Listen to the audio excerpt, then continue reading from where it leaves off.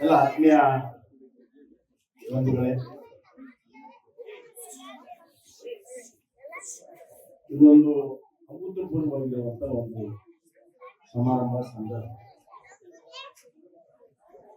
ನಿಮ್ಮ ಮಾರಂಬೀಡದ ಇದು ಉದ್ದೇಶ ಪ್ರಾಥಮಿಕ ಗ್ರಾಮೀಣ ಕೃಷಿ ಸಹಕಾರಿ ಸಂಘ 100 ವರ್ಷ ಇವತ್ತು ಪೂರೈಸಿದೆ.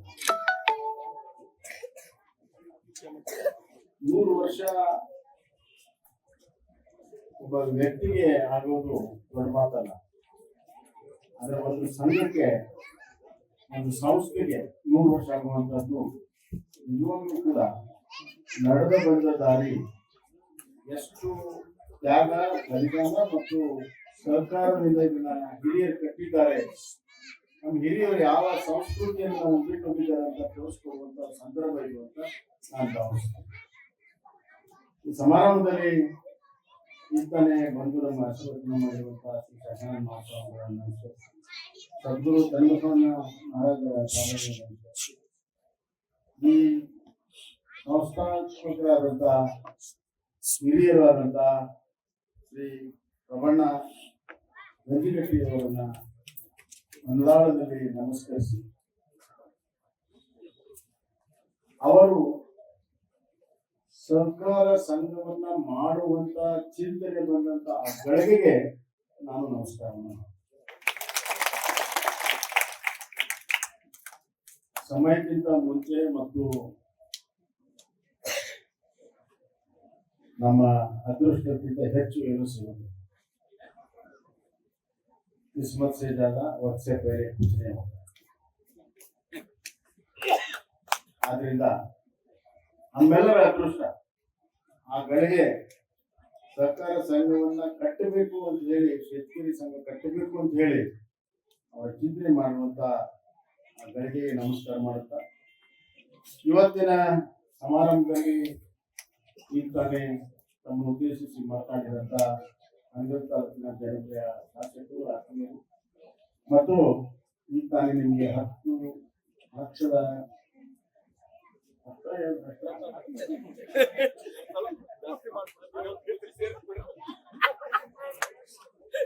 10 ಲಕ್ಷ ಕೊಡುವಂತ ಒಂದು ವಾಗ್ದಾನವನ್ನ ಮಾಡಿರುವಂತ ವಾಗ್ದಾನ ಕೊಟ್ಟೆ ಕೊಡ್ತಾರೆ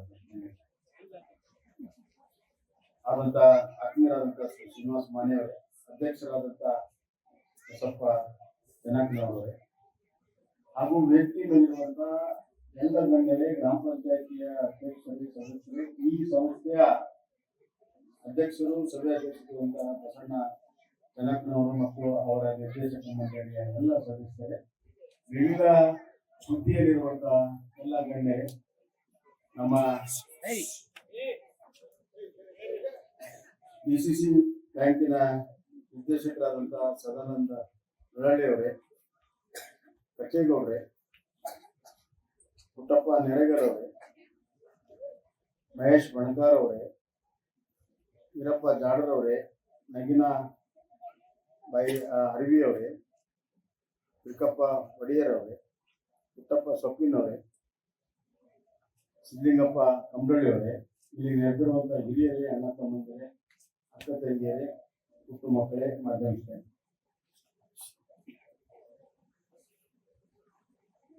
ಮನುಷ್ಯ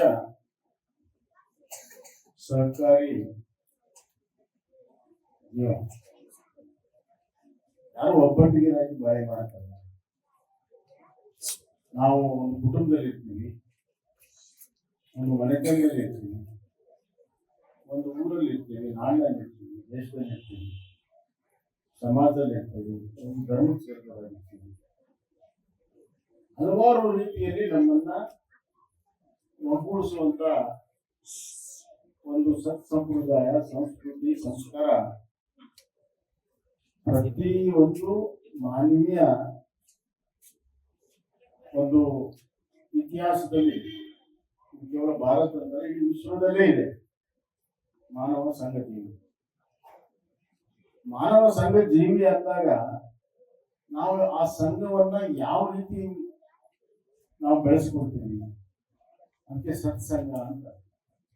ಸತ್ಸಂಗದಿಂದ ನಮ್ಮ ಬದುಕನ್ನು ನಡೆಸ್ಕೊಳ್ತೀವೋ ಇಲ್ವೋ ಅಥವಾ ಸತ್ಸಂಗವನ್ನ ಬಿಟ್ಟು ಬೇರೆ ರೀತಿ ನಾವು ಬದುಕನ್ನು ನಡೆಸ್ತಾ ಇದ್ದೇವೆ ಅನ್ನುವಂಥದ್ದು ನಮ್ಮೆಲ್ಲರ ಮುಂದಿರುವಂತ ಒಂದು ಪ್ರಶ್ನೆ. ನಮ್ಮ ಪ್ರಬಣ್ಣ ಗಂಜಿರೆಡ್ಡಿಯವರು ಅತ್ಯಂತ ಸದುದ್ದೇಶದಿಂದ ಸತ್ ವಿಚಾರದಿಂದ ಸತ್ಯ ಕ್ರಿಯೆಯನ್ನ ಮಾಡಿ ಸನ್ಮಾರ್ಗದಲ್ಲಿ ಈ ಸಂಘವನ್ನ ಕಟ್ಟಿದ್ದಾರೆ. ಹೀಗಾಗಿ ಅವರು ತಮ್ಮ ಬದುಕಿನಲ್ಲಿ ಸತ್ಕಾರ್ಯವನ್ನ ಮಾಡಿ ಹೋಗಿದ್ದಾರೆ. ಸತ್ಕಾರ್ಯ ಮಾಡಿದವರ ಹೆಸರು ಅಜರಾಮರಾಗಿ ಉಳಿದಿದೆ. ಇವತ್ತು 100 ವರ್ಷದ ಪ್ರಯಾಣ ಸ್ವಲ್ಪ ಅಲ್ಲ ಅಂತ ನಾನು ಆಗಲೇ ಹೇಳಿದ್ದೆ. ಹಲವಾರು ಏಳುಬೀಳುಗಳಾಗಿತ್ತು. ಮಧ್ಯದ ಸಹಕಾರಿ ಸಂಘದಲ್ಲಿ ಬಂಡವಾಳ ಇರಲಿಲ್ಲ. ಕೈಯಿಂದಲೇ ಬಂಡವಾಳ ಎಷ್ಟೋ ಸತಿ ಹಾಕಿ ಇದನ್ನ ಸಂಘವನ್ನ ನಡೆಸಿರುವಂತದ್ದು ನನಗೆ ಸಂಪೂರ್ಣವಾಗಿ ನಂಬಿಕೆ ಇದೆ. ಅಂತ ಕಷ್ಟ ದಿನಗಳಿಂದ ಬಂದು 100 ವರ್ಷ ಪೂರೈಸಿದೆ. ಆದ್ರೆ ನಮ್ಮ ಗ್ರಾಮೀಣ ಬದುಕು, ಈ ಸಂಘ ನಮ್ಮ ಗ್ರಾಮೀಣ ಬದುಕನ್ನ ಪ್ರತಿನಿಧಿಸುತ್ತೆ. 100 ವರ್ಷ ಆಗಿದೆ. ನಮ್ಗೆ ಬಹಳ ಸಂತೋಷ ಆಗಿದೆ. ಹಿರಿಯರನ್ನ ನೆನಪು ಮಾಡ್ಕೊಂಡಿದ್ದೀವಿ. ಆದ್ರೆ 100 ವರ್ಷದಲ್ಲಿ ನಾವು ಎಷ್ಟು ಪ್ರಗತಿ ಸಾಧಿಸಬೇಕನ್ನುವಂತ ಚಿಂತನೆ ನಮ್ದಿತ್ತು. ಅದು ಆಗಿಲ್ಲ ಅನ್ನುವಂತ ಒಂದು ವಿಚಾರವನ್ನು ಕೂಡ ನಾನು ಈ ಸಂದರ್ಭದಲ್ಲಿ ಚಿಂತನೆ ಮಾಡಿ ಮುಂದಿನ 10 ವರ್ಷ 100 ವರ್ಷಗಳ ಮುಂದಿನ 10 ವರ್ಷದಲ್ಲಿ ನಮ್ಮ ಸಂಘ ಏನಿರ್ಬೇಕು, ಏನ್ ಮಾಡಬೇಕು ಅನ್ನುವಂತ ಒಂದು ಚಿಂತನೆ ಇವತ್ತಿನ ಯುವಕರಿಗೆ ಮತ್ತು ನಿರ್ದೇಶಕ ಮಂಡಳಿಯ ಸದಸ್ಯರು ಮಾಡಕ್ ಶುರು ಮಾಡಿದ್ರೆ ಬೇರೆ ಬೇರೆ ಅದಕ್ಕೆ ವಿವಿಧ ಉದ್ದೇಶ ಅಂತಿದೆ.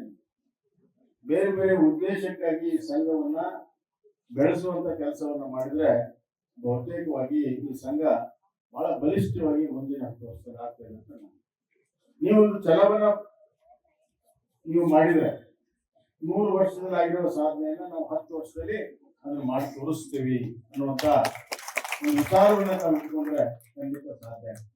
ಯಾಕಂದ್ರೆ ಜಗತ್ತಿನಲ್ಲಿ ಏನಾದ್ರೂ ಆಗ್ಬೇಕಾದ್ರೆ 2 ಸತಿ ಆ ವಿಚಾರ ಆಗ್ತದೆ. ಒಂದು ನಮ್ಮ ಮನಸ್ಸಿನಲ್ಲಿ ಮಾಡ್ಬೇಕನ್ನುವಂತ ಒಂದು ಛಲ, ಆಮೇಲೆ ನಿಜವಾಗಿ ಮಾಡುವಂತ. ಈ ಶತಮಾನದಲ್ಲಿ ಸ್ವಲ್ಪ ನಾವು ಸಿಂಹಲೋಕವನ್ನ ಮತ್ತು ಆತ್ಮಲೋಕವನ್ನ ಮಾಡಿದ್ರೆ ಮುಂದಿನ 10 ವರ್ಷದ ನಮ್ಮ ಭವಿಷ್ಯ ಈ ಸಂಘದಿಂದ ಇಡೀ ಊರಿಗೆ, ರೈತರಿಗೆ, ದುಡಿಯೋ ವರ್ಗಕ್ಕೆ, ಎಲ್ಲ ಸಮುದಾಯಗಳಿಗೆ ಏನೆಲ್ಲ ಸಹಾಯ ಮಾಡಬಹುದು, ಮತ್ತೆ ಈ ಸಹಾಯ ಮಾಡೋದಕ್ಕೆ ಏನೆಲ್ಲ ಕಾರ್ಯಕ್ರಮಗಳು ಸರ್ಕಾರದಲ್ಲಿದ್ದಾವೆ, ಆ ಸರ್ಕಾರದ ಕಾರ್ಯಕ್ರಮಗಳ ಲಾಭವನ್ನ ಹೆಂಗ್ ಪಡ್ಕೋಬಹುದು ಅನ್ನುವಂತ ಚಿಂತನೆಯನ್ನ ತಾವೆಲ್ಲರೂ ಕೂಡ ಮಾಡಬೇಕಾಗುತ್ತೆ ಅನ್ನುವಂತ ಮಾತನ್ನ ನಾನು ಹೇಳಕ್ಕೆ ಇಚ್ಛೆ. ಕೆಲವು ಸಂಘಗಳು ಬಹಳ ಚೆನ್ನಾಗಿ ಕೆಲಸವನ್ನ ಮಾಡ್ತಾರೆ. ಕೆಲವು ಸಂಘಗಳು ನಾವು ಈಗ ಗೊಬ್ಬರ ಕೊಡುವಾಗ ಸಂಘ ಸಂಸ್ಥೆಗಳಿಂದ ಗೊಬ್ಬರ ಕೊಡಬೇಕು ಅಂತ ನಾವು ಚಿಂತನೆ ಮಾಡಿದಾಗ ಒಂದು ತಾಲೂಕಿನಲ್ಲಿ ಒಂದು 8 ಸಂಘಗಳು ಬಹಳ ಚೆನ್ನಾಗಿ ಅದನ್ನ ಉಪಯೋಗ ಮಾಡಿಕೊಂಡು ಆ 1.5 ತಿಂಗಳ ವ್ಯವಹಾರ ಮಾಡಿ ಸಾಕಷ್ಟು ಲಾಭವನ್ನು ಪಡಿತಾರೆ. ಆದ್ರೆ ಬಹಳ ಸಂಘಗಳಿಗೆ ಬಂಡವಾಳನೇ ಇರೋದಿಲ್ಲ ಅದು ತಗೊಳ್ಳೋದು, ರೈತರಿಗೆ ಕೊಡೋದು. ಇದ್ರ ಬಗ್ಗೆ ಇಂಥದ್ದನ್ನ ಯೋಚನೆ ಮಾಡಿ ಈಗ ಕೇಂದ್ರ ಸರ್ಕಾರ 2 ಹಂತದಲ್ಲಿ ಈ ಸಂಘಗಳ ಸ್ಟ್ರಕ್ಚರ್ ಚೇಂಜ್ ಆಗಿದೆ. ಕಡಿನಾಳ SS ಪಾಟೀಲ್ರು ಮೊದಲೇ ಸಂಘವನ್ನ ಕಟ್ಟಿದ್ರು. ಹೆಂಗೆ ನಿಮ್ಮ ಶತಮಾನೋತ್ಸವ ಆಗ್ತಾ ಇದೆ, ಕಡಿನಾಳಲ್ಲಿ ಆ ಸಂಘದ ಶತಮಾನೋತ್ಸವ 2005ರಲ್ಲಿ, ನಾನು 2003-4ರಲ್ಲಿ ಹೋಗಿದ್ದೆ. ಅಲ್ಲಿ ನೋಡಿದ್ರೆ ಆ ಸಂಘ ಹೆಂಗೈತಿ, ಇಲ್ಲಿ ಐಟಮ್ ಇಲ್ಲೋ ಯಾರು ಗುರುತು ಹಿಡಿದಂತ ಒಂದು ಪರಿಸ್ಥಿತಿ ಇದೆ. ಆ ಸಂಘ ಸ್ಥಾಪನೆ ಆಗಿರೋದೇ ಒಂದು ದೊಡ್ಡ ಕ್ರಾಂತಿ ಅಂತ ನನಗೆ ವೈಚಾರಿಕ ಕ್ರಾಂತಿ. ಬ್ರಿಟಿಷರು ಆ ಸಂದರ್ಭದಲ್ಲಿ ಆ ಊರು ಗದಗಿನಿಂದ ಕಡಿನಾಳ ಮೇಲೆ ರೈಲ್ವೆ ಲೈನ್ ಹಾಕಿದ್ರು. ರೈಲ್ವೆ ಲೈನ್ ಹಾಕಬೇಕಾದ್ರೆ ಆ ಹೊರದಲ್ಲಿ ಹೋಗುತ್ತೆ ಅಂತ ಹೇಳಿ ಊರಿನ ಜನ ಅದನ್ನ ತಡೆಯಿದ್ರು. ಸಿದ್ದನಗೌಡರ ನೇತೃತ್ವದಲ್ಲಿ ಸುಮಾರು ದಿವಸ ಈ ಇವೆಲ್ಲ ಹೋರಾಟ ಆದ್ಮೇಲೆ ಆ ಬ್ರಿಟಿಷರ್ ಸಾಹೇಬ ಬಂದ. ನಿಮ್ಮ ಊರಿಗೆ ನಾವು ರೈಲ್ ಹಾಕ್ತಾ ಇದೀವಿ, ಅದ್ರ ಬಗ್ಗೆ ನಿಮ್ಗೆ ಏನ್ ಬೇಕು, ನಿಮ್ ಊರಿಗೆ ಏನ್ ಬೇಕು ಹೇಳ್ರಿ, ನಾವು ಮಾಡಿಕೊಡ್ತೇನೆ ಅಂತ. ಅವಾಗ ಸಿದ್ದನಗೌಡರು ಹೇಳಿದ್ರು, ನಮ್ಮ ಊರಿಗೆ ಒಂದು ಶಾಲೆ ಬೇಕು, ಇನ್ನೊಂದು ಸಂಘ ಬೇಕು. ಹೀಗಾಗಿ ಮೊದಲನೆಯ ಸಂಘ ಏಷ್ಯಾ ಖಂಡದಲ್ಲಿ ಕಡಗಿನ ಗದಗ ತಾಲೂಕಿನ ಕಣಿಗಾಮಲ್ಲಿ ಪ್ರಾರಂಭ. ಅಂದ್ರೆ ಆ ಅಜ್ಜನ ದೂರದೃಷ್ಟಿ ಒಂದು ಶಾಲೆ, ಒಂದು ಸಂಘ, ಅದನ್ನ ಮಾನ್ಯರು ಹೇಳೋದು. ಒಂದು ಊರಿಗೆ ಶಾಲೆ, ಆಸ್ಪತ್ರೆ ಮತ್ತು ಸಂಘ. ಯಾರು 1905ನೇ ಇಸ್ವಿಯಲ್ಲಿ ಅದ್ರ ಬಗ್ಗೆ ಚಿಂತನೆಯನ್ನು ಮಾಡಿದಾರೆ ಅಂತಂದ್ರೆ ಹೆಂಗಿರ್ಬೋದು. ನಾನು ಹೋದಾಗ ಏನು ಕೊಡೋದಿರ್ಲಿಲ್ಲ. ಅದಕ್ಕೆ ಮತ್ತೆ ಸೊಸೈಟಿಗೆ ಎಲ್ಲ ಅನುದಾನವನ್ನ ತಗೊಂಡು ಬಂದು ಸೊಸೈಟಿ ಕಟ್ಟಿ, ಆಫೀಸ್ ಕಟ್ಟಡ ಮಾಡಿ, ಗುಡೌನ್ ಮಾಡಿ, ಎಲ್ಲ ಮಾಡಿ, ಆಮೇಲೆ SS ಪಾಟೀಲ್ ಮೂರ್ತಿ ಸ್ಥಾಪನೆ ಮಾಡಬೇಕು ಅಂತ ನಮ್ಗೆ ಅನಿಸ್ತು. ಅಲ್ಲಿ ಊರಿನ ಜನ ಅನಿಸ್ತು. ಯಾರು ಮುಂದೆ ಬರಲಿಲ್ಲ. ನಾನು ನೋಡಿದ್ದು ಒಂದು 6 ತಿಂಗಳು ಬಿಟ್ಟೆ, ನೋಡೋದು ಯಾರು ಮಾಡ್ತಾರೆ. ಸರ್ಕಾರನೂ ಮಾಡಲಿಲ್ಲ, ಅಲ್ಲಿ ಲೋಕಲ್ ಲೀಡರ್ಸ್ ಮಾಡಲಿಲ್ಲ, ಯಾರು ಮಾಡಲಿಲ್ಲ. ಕಡೆಗೆ ಒಂದು ಸ್ನಾನ ನಿರ್ಧಾರ ಮಾಡಿ ಒಂದು ಮೂರ್ತಿಯನ್ನು ಮಾಡಿಸಿ ಅದಕ್ಕೆಲ್ಲ ಕಟ್ಟಡವನ್ನ ಕಟ್ಟಿ ಮಂತ್ರಿಗಳನ್ನ ಕರೆದು ಉದ್ಘಾಟನೆ ಮಾಡಿಸಿ. ಆಗ ನನಗೆ ಅನಿಸ್ತದು, ಬಹುತೇಕವಾಗಿ ಇಂಥ ಒಂದು ಪವಿತ್ರ ಆತ್ಮ ಇರುವಂತ ಸಿದ್ದನಗೌಡರ ಮೂರ್ತಿ ಮಾಡುವಂತ ಸೌಭಾಗ್ಯ ನನಗೆ ಸಿಕ್ಕಿದೆ. ಅದಕ್ಕಾಗಿ ಯಾರು ಕೂಡ ಮಾಡಕ್ಕಾಗಿಲ್ಲ, ನನಗೆ ಅವಕಾಶ ಸಿಕ್ತು ಅಂತ ಹೇಳಿ ನಾನೇ ಪುಣ್ಯಾತ್ಮ ಅಂತ ನಾನು ಹೇಳ್ತೀನಿ. ಇದರ ನಂತರ ಈ ಬ್ಯಾಂಕ್ಗಳನ್ನ, ಈ ಸಂಘಗಳನ್ನ ಬ್ಯಾಂಕ್ಗಳಾಗಿ ಮಾಡಿದವರು ಇನ್ನೊಬ್ಬರು ಯಶಸ್ವಿ ಮುಂದರಿಗೆ ಯಶಸ್ವಿ. ಇವುಗಳ ಬ್ಯಾಂಕಿನ ಸ್ವರೂಪವನ್ನು ಅವರು ಕೊಟ್ಟರು. ಈಗ ಕೇಂದ್ರ ಸರ್ಕಾರ ಇಲಾಖೆಯನ್ನ ತಂದಿದೆ. ಮೊದಲಿರಲಿಲ್ಲ. ಸರ್ಕಾರ ಇಲಾಖೆಯನ್ನ ಕಳೆದ 3 ವರ್ಷದ ಹಿಂದೆ ತಂದಿದ್ದಾರೆ. ಇವತ್ತಿನ ಗೃಹ ಸಚಿವರಾದ ಅಮಿತ್ ಶಾ ಅವರು ಅವರ ನೇತೃತ್ವ ವಹಿಸ್ತಾ ಇದ್ದಾರೆ. ಇಲಾಖೆಯ ಮಂತ್ರಿಗಳಿದ್ದಾರೆ. ಬಹಳ ದೊಡ್ಡ ಪ್ರಮಾಣದ ಬದಲಾವಣೆಯನ್ನ ತರಬೇಕು ಅಂತ ಹೇಳಿ ಅವ್ರ ಪ್ರಯತ್ನವನ್ನು ಮಾಡ್ತಾರೆ. ಪ್ರತಿ ಒಂದು ಗ್ರಾಮದಲ್ಲಿ ಒಂದು ಸಹಕಾರಿ ಸಂಘ ಇರಬೇಕು. ಮತ್ತೆ ಅದರ ಚಟುವಟಿಕೆ ದೊಡ್ಡ ಪ್ರಮಾಣದಲ್ಲಿ ಬೆಳಿಬೇಕು. ಈಗ ಉದಾಹರಣೆಗೆ ನಿಮ್ಮ ಸಂಘ ಒಂದು ಪೆಟ್ರೋಲ್ ಬಂಕ್ ಮಾಡ್ಬೇಕಂತಂದ್ರೆ ಎಲ್ಲ ಅವಕಾಶವನ್ನ ಮಾಡಿಕೊಡುವಂತ ಯೋಜನೆಯನ್ನು ಈಗಾಗಲೇ ಇದೆ. ನಿಮ್ಮ ಜಾಗ ಇತ್ತಂದ್ರೆ ನೀವು ಪೆಟ್ರೋಲ್ ಬಂಕ್ ಮಾಡ್ತೀರಂದ್ರೆ ಅದಕ್ಕೂ ಕೂಡ ಪರ್ಮಿಷನ್ ಕೊಡುವಂತ ವ್ಯವಸ್ಥೆ ಇದೆ. ಅದೇ ರೀತಿ ವಿವಿಧ ವ್ಯವಹಾರಗಳನ್ನು ಮಾಡೋದಕ್ಕೆ ಅದರ ಸ್ವರೂಪವನ್ನ ಬದಲಾವಣೆಯನ್ನ ಮಾಡಿದ್ದಾರೆ. ಅದರ ಲಾಭವನ್ನ ನಾರಾಯಣಪುರದ ಸಂಘ ತೆಗೆದುಕೋಬೇಕು ಅನ್ನುವಂತ ಮಾತನ್ನು ಹೇಳ್ತಾರೆ.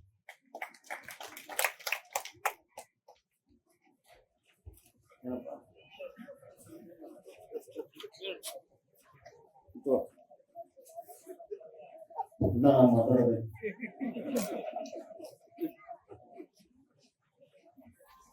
ಸರ್ಕಾರ ಬಹಳ ದೊಡ್ಡ ಕ್ಷೇತ್ರ ಇದೆ. ಮಹಾರಾಷ್ಟ್ರದಲ್ಲಿ ಮತ್ತು ಗುಜರಾತ್ ಸಹಕಾರ ಸರ್ಕಾರವನ್ನು ಆಳುತ್ತದೆ. ನನ್ನ ಮಾತು ಸ್ವಲ್ಪ ಲಕ್ಷ ಕೊಡ್ತೇನೆ. ಅಲ್ಲಿ ಸಹಕಾರ ಸರ್ಕಾರವನ್ನು ಆಳುತ್ತದೆ. ಇಲ್ಲಿ ಸರ್ಕಾರ ಸಹಕಾರವನ್ನು ಆಳಲ್ಪಟ್ಟಿದೆ. ಇಷ್ಟೇ. ಅಲ್ಲಿ ಸಹಕಾರ ರಂಗ ಇಷ್ಟು ಪ್ರಬಲವಾಗಿ ಬೆಳೆದಿದೆ. ಅದರ ದುರ್ಲಭ ವಹಿಸಿಕೊಂಡು ಮುಂದೆ ಸರ್ಕಾರದಲ್ಲೂ ಕೂಡ ಲೀಡರ್ ಆಗ್ತಾರೆ, ಮುಖ್ಯಮಂತ್ರಿಗಳಾಗ್ತಾರೆ, ಮಂತ್ರಿಗಳು. ಅಷ್ಟು ಪ್ರಬಲವಾಗಿ ಅಲ್ಲಿ ಸಹಕಾರ ಇದೆ. ವಾರಣಾನಗರ ಅಂತ ಇದೆ. ನಾವು ನ್ಯೂಸ್ ಹೋಗಿದ್ವಿ. ವಾರಣಾನಗರದಲ್ಲಿ ಚಾ ಕೊಡ್ಬೇಕು. ಚಾ ಅಂಗಡಿ ಒಳಗ ಬಿಲ್ ಕೊಡಕ್ ಹೋದಾಗ ಆ ಚಾ ಅಂಗಡಿ ಸರ್ಕಾರಿ ಸಂಘ ನಡೆಸುತ್ತೆ ಅಂತ ಗೊತ್ತಾಗ್ತದೆ. ಆಮೇಲೆ ನಮ್ಮ ಹುಡುಗರು ಹೋಗಿ ಪಾನ್ ಅಂಗಡಿಯನ್ನು ಸರ್ಕಾರ ಸಂಘಟನೆ ನಡೆಸುತ್ತೆ ಅಂತ ಏನ್ ಗೊತ್ತಿಲ್ಲ.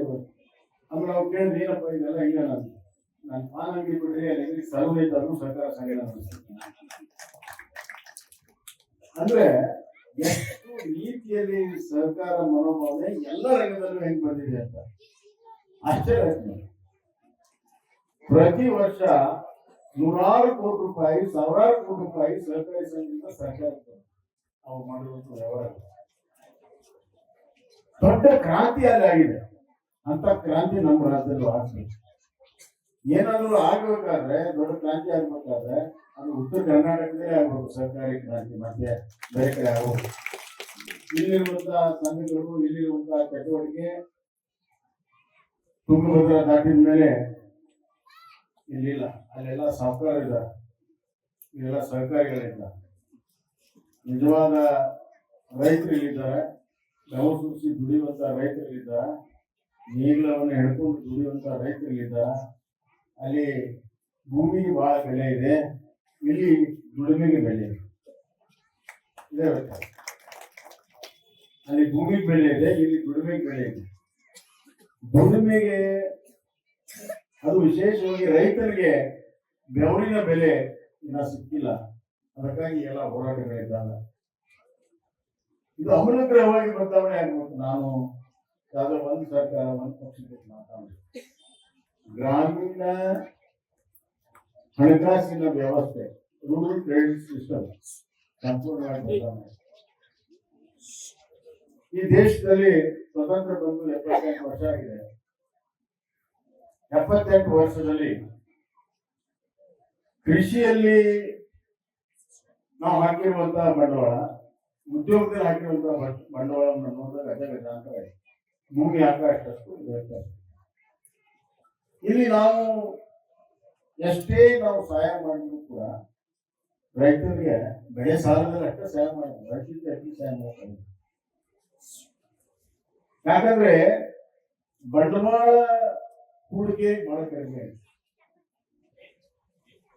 ಕೃಷಿಯಲ್ಲಿ ಯಾವಾಗ ಬಂಡವಾಳ ಹೂಡಿಕೆ ಜಾಸ್ತಿ ಆಗ್ತದೆ, ಆವಾಗ ಕೃಷಿ ಉತ್ಪನ್ನ ಜಾಸ್ತಿ ಆಗುತ್ತೆ.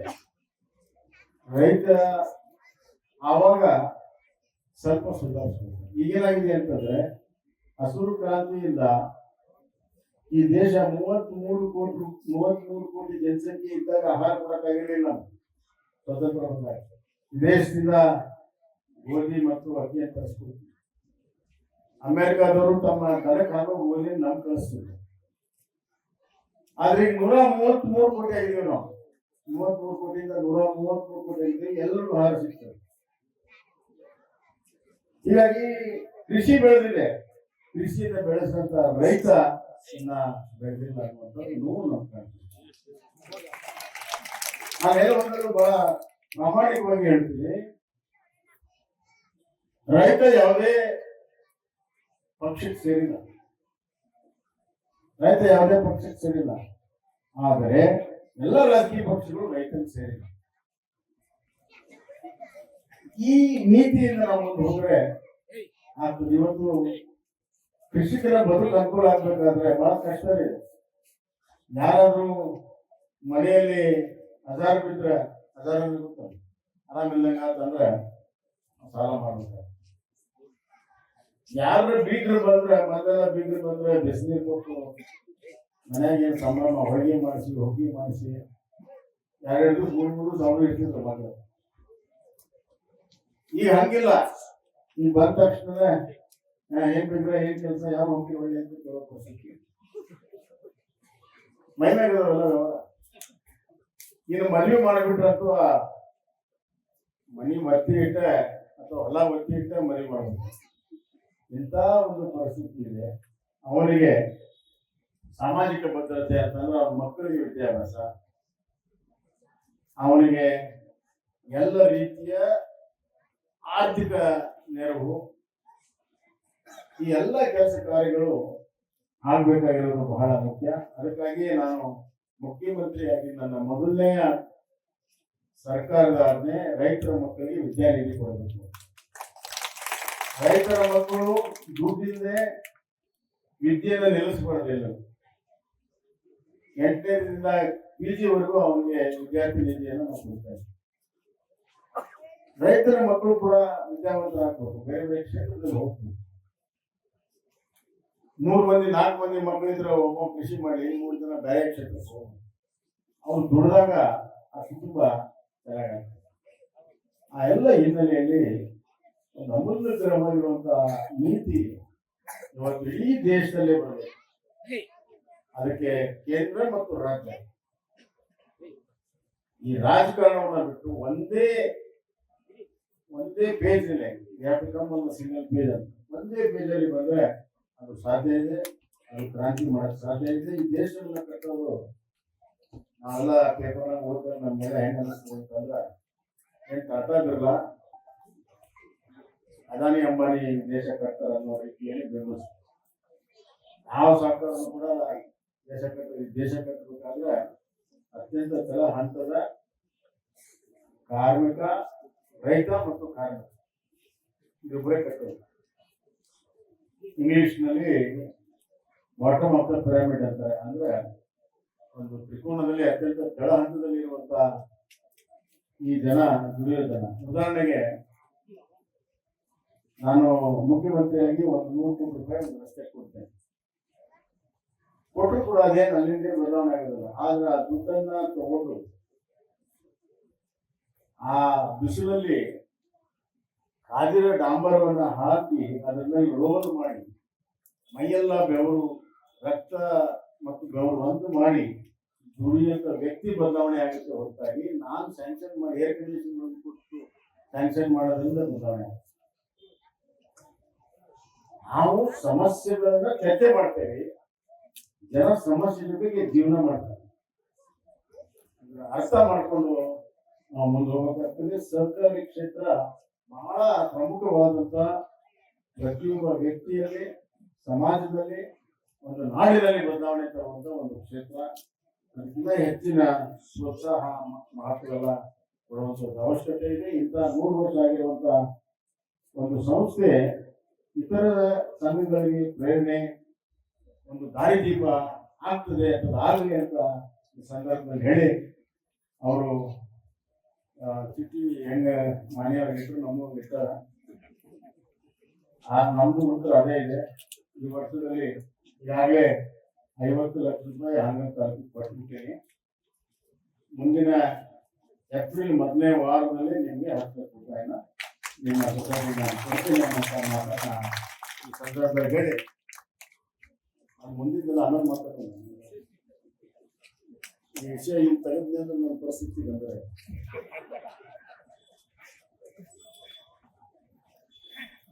ನಾವು ನೀವು ಬಹಳ ಸಂತೋಷದಿಂದ ಆಚರಣೆ ಮಾಡಿದ್ವಿ. ಮತ್ತೊಮ್ಮೆ ಹಿರಿಯರಾದಂಥ ಪ್ರಬಣ್ಣ ಗಂಜಿಗಟ್ಟಿ ಅವರಿಗೆ ನಮ್ಮ ನಮಸ್ಕಾರಗಳನ್ನ, ನಮ್ಮ ಧನ್ಯವಾದಗಳನ್ನ, ನಮ್ಮ ಕೃತಜ್ಞತೆಗಳನ್ನ ಸಲ್ಲಿಸಿ, ಯಾವ ಉದ್ದೇಶಕ್ಕಾಗಿ ಅವರು ಪ್ರಾರಂಭ ಮಾಡಿದ್ದಾರೆ ಸಾರ್ಥಕತೆಗೆ ನನಗೊಂದು ವಿಶ್ವಾಸ ಇದೆ.